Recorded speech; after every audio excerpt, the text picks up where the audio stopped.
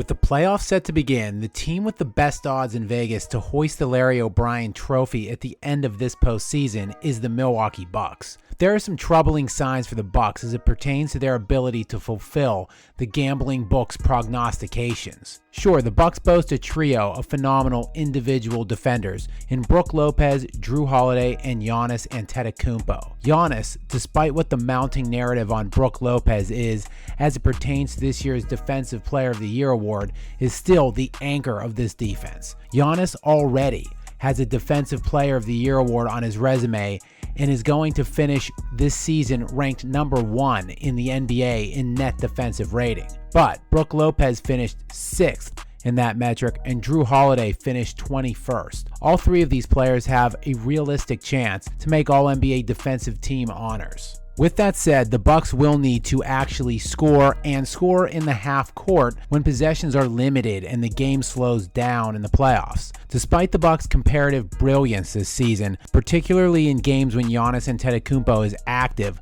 sporting a 75% win percentage in those games, the Bucks, quite frankly, are not a very effective offensive team. And they fundamentally lack any elite high-end scorers in the half-court sets other than Giannis, making it significantly easier for teams to key in on him and hamper his effectiveness in 7-game series. This season, the Bucks ranked just 15th in the NBA in net offensive team rating. The biggest issues are that Philadelphia and Boston rank 2nd and 3rd in that metric, and the Bucks will have to beat one of those two teams in the Eastern Conference Finals in order to make it to the NBA Finals. More troubling still for the Bucks is that both of those teams are also good defensive teams. That will mitigate the Bucks' strength on that end of the floor. The Bucks are ranked 4th in net defensive rating, while the Celtics are ranked 2nd in that metric, and the 76ers are ranked 8th. So while both teams are equivalent defensive units to the Milwaukee, they are ranked much higher from an offensive standpoint. It's no wonder the Celtics and Sixers are both top 3 offensive teams, as they both have multiple dynamic offensive forces in the half court. The Sixers not only have Embiid averaging 33 points per game on 54% shooting, they also have James Harden, who is leading the NBA in assists this year and scoring 21 points per game, shooting 44% from the field. Also, Tyrese Maxey is averaging 20 points per game this year on 48% shooting. The Celtics, on the other hand, also boast 2 dynamic scoring options in the half court in Jason Tatum and Jaylen Brown. Tatum is 6th in scoring this season at 30 points per game, and Jaylen Brown is 13th in scoring, averaging 27 points per game. The Bucks have, well, Giannis and not much offensively. Their second leading scorer this season was Drew Holiday, who averaged 19 points per game this season. Brook Lopez is their third leading scorer at only 15 points per game.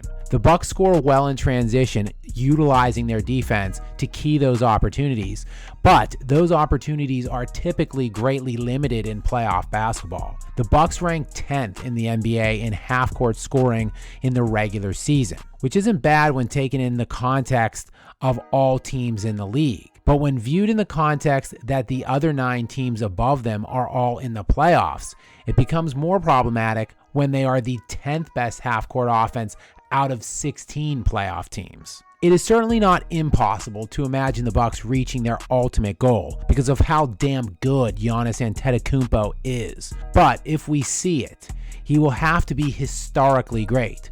How great?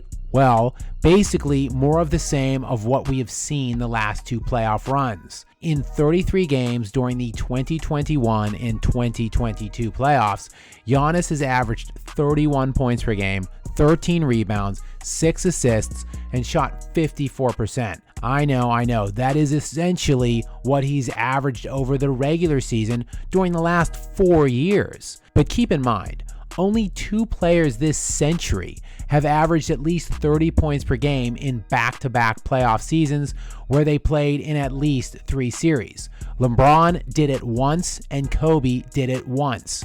Both of their streaks ended at 2 seasons. Giannis will be seeking a 3rd straight instance. But that is the magic of Giannis Antetokounmpo. He makes the exceptional seem ordinary.